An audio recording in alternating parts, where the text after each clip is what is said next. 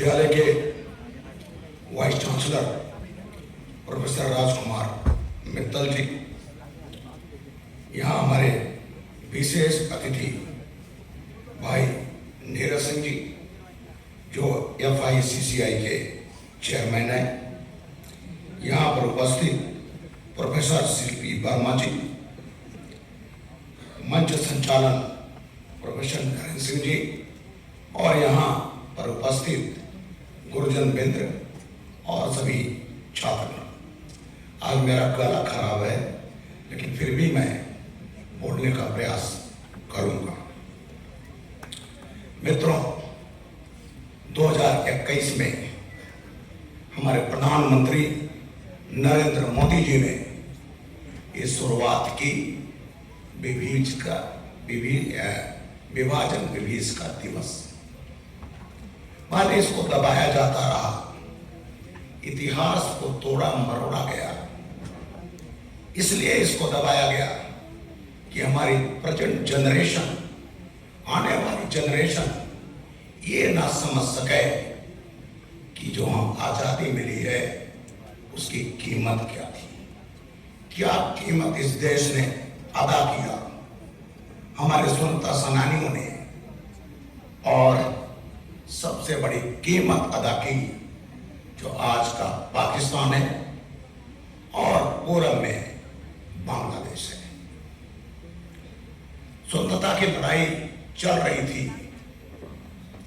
लेकिन जिन्ना शुरू से इस पक्ष में थे कि भारत को बांट करके दो देश बनाया जाए, और इसकी नींव पड़ी थी 22, 23, 24, 1940 को लाहौर रेजोल्यूशन।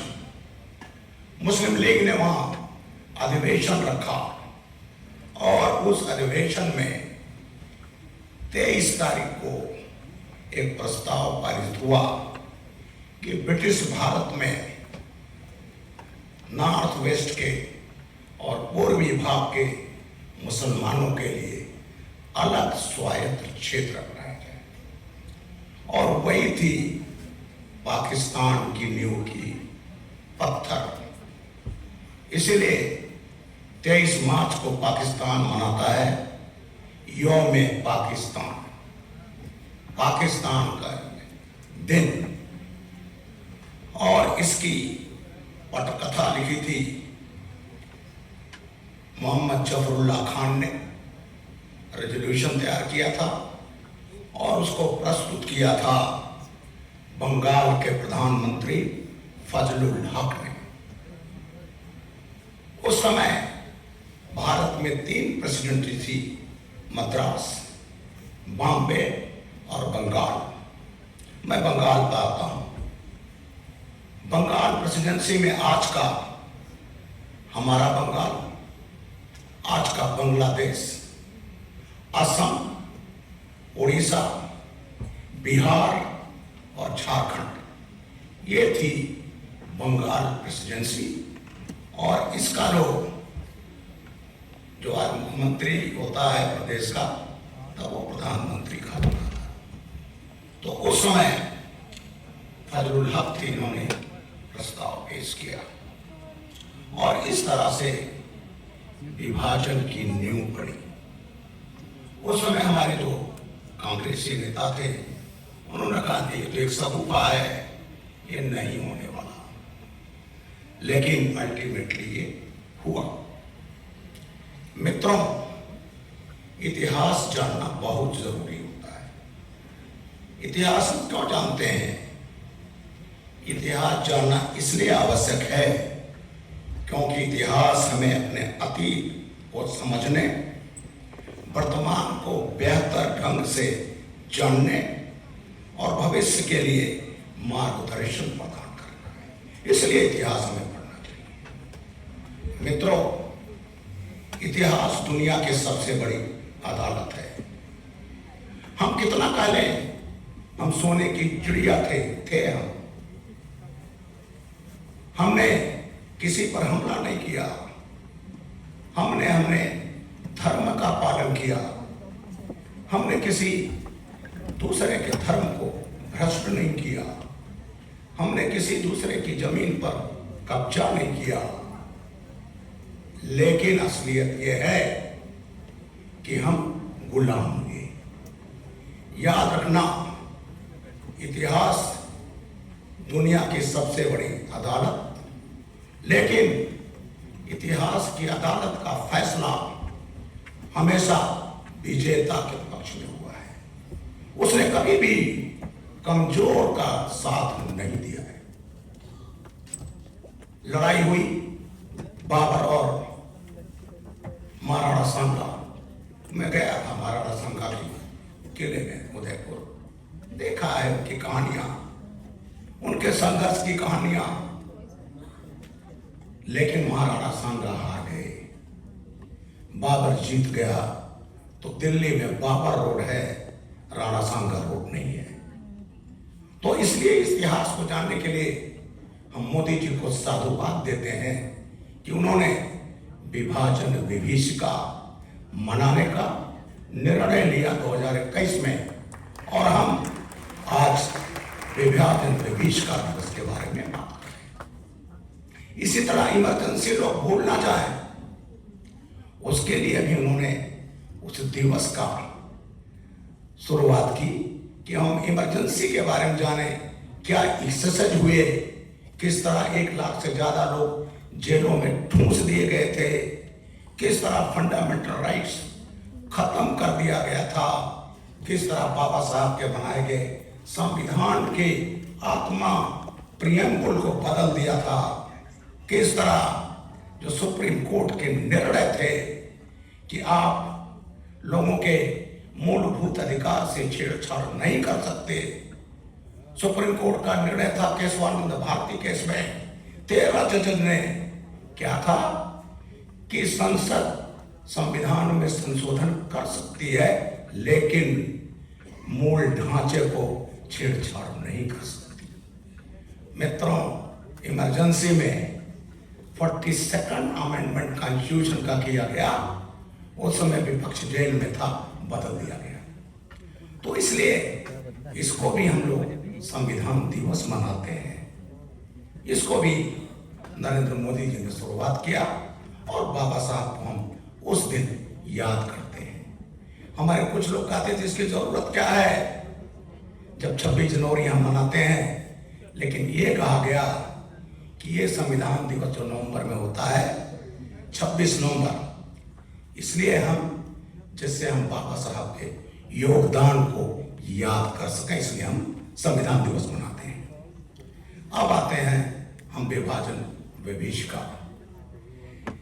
इसकी नींव तो बहुत पहले पड़ गई थी। 1946 में अंग्रेजों ने संविधान सभा का चुनाव कराया। पूरे अविभाजित भारत का चुनाव था। कहा जाता है constituent assembly, Indian constituent assembly का चुनाव हुआ था। और उस चुनाव का जब रिजल्ट आया, उसमें 2 मेन पार्टियां थी, कांग्रेस और मुस्लिम लीग। तो अविभाजित भारत के 90% मुसलमानों ने वोट दिया था मुस्लिम लीग के पक्ष में, पाकिस्तान बनाने के पक्ष में। और जब अंतरिम गवर्नमेंट बनी तो उसमें 2 दलित मंत्री बनाए गए थे। कांग्रेस के कोटे से बाबू जगजीवन राम, उनको लेबर मिनिस्ट्री दी गई थी, और मुस्लिम लीग कोटे से बनाए गए थे जोगेंद्र नाथ मंडल, दलित थे, नमो शूद्र थे, जिनके बारे में बहुत से लोग नहीं जानते। मैं आज इस पुस्तक कुछ अपनी दूंगा, जो मैं एक राइटर भी हूँ, 9 पुस्तकें मेरी प्रकाशित हैं, 10वीं प्रिंट में है, और एक है ये सियासत का सबक जोगेंद्र नाथ मंडल। ये पुस्तक मैंने लिखी, ये बेस्ट सेलर है, 25,000 कापियां बिक चुकी हैं, और इसका बांग्ला एडिशन दिया गया है।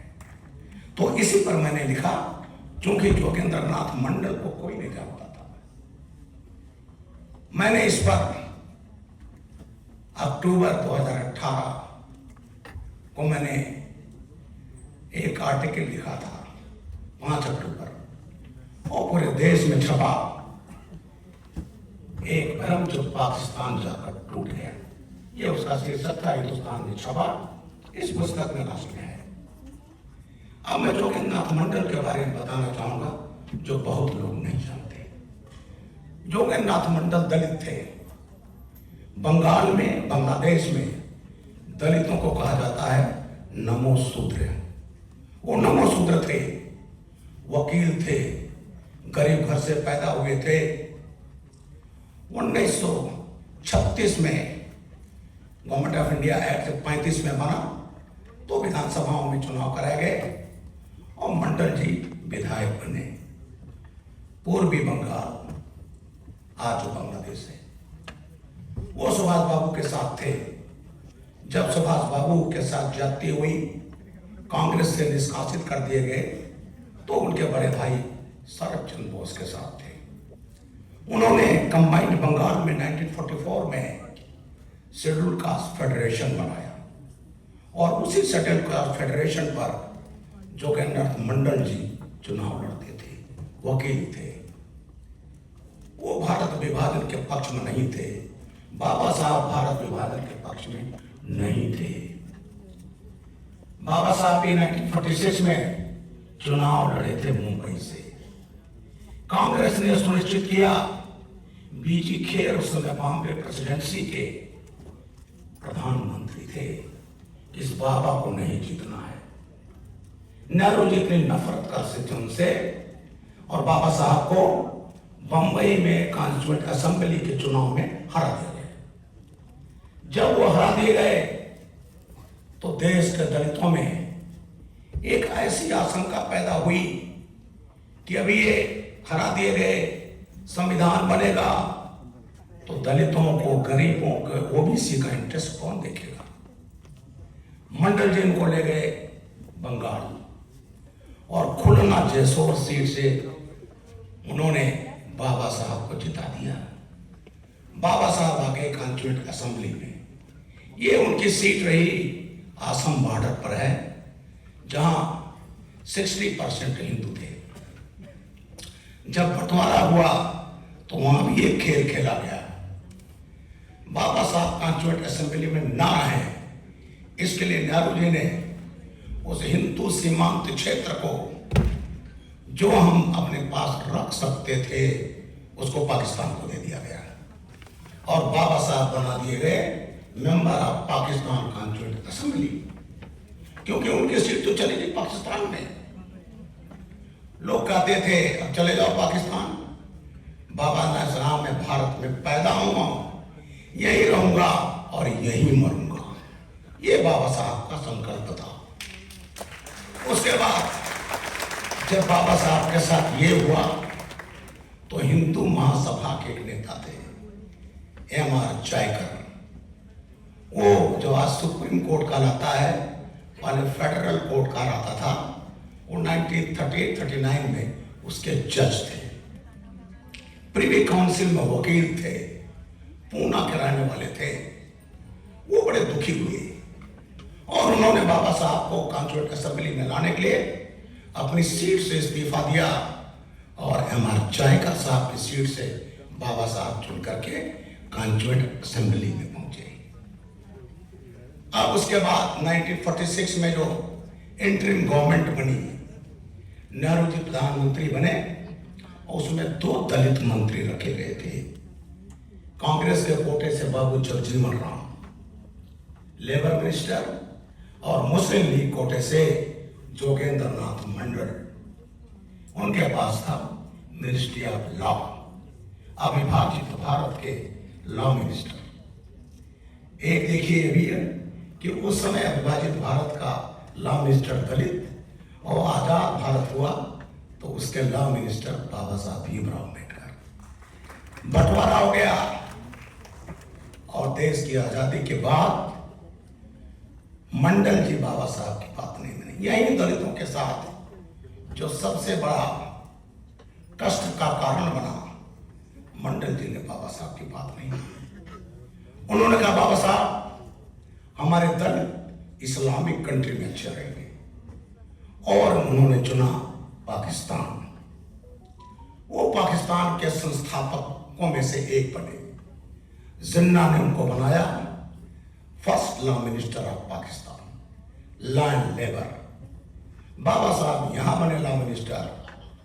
बाबा साहब यहां कॉन्स्टिट्यूशन ड्राफ्टिंग कमेटी के चेयरमैन बने। मंडल जी बने पाकिस्तान के कॉन्स्टिट्यूशन ड्राफ्टिंग कमेटी के चेयरमैन। बाबा साहब की बात न मानना ये बहुत ही भयानक साबित हुआ। बंटवारे के बाद मंडल जी बंद तो गए थे, लेकिन वहां हिंदुओं पर अत्याचार होने लगे। आपके दिमाग में, हम लोगों के दिमाग में पहले क्या आता था कि केवल अत्याचार हुआ है पश्चिमी सीमा पर, जहां हिंदू सिख सैकड़ों सैकड़ों में, लाखों में काटे गए। अभी आप देख रहे थे चित्र, किस तरह से उन पर हमले हुए, किस तरह ट्रेनों में जगह नहीं थी, किस तरह वहां से लाशें भरकर आई थी से। लेकिन शायद हमें भी नहीं मालूम था कि जो यह भयानक अत्याचार वहां हुआ वो केवल वही नहीं हुआ, पूर्वी क्षेत्र में भी हुआ। जब पूर्वी पाकिस्तान बना, वहां पर मंडल जी बन गए, लेकिन वहां पाकिस्तानी अपने एजेंडे पर आ गए। मंडल जी की वजह से दलित नहीं आया था वहां से, क्योंकि वो सबसे बड़े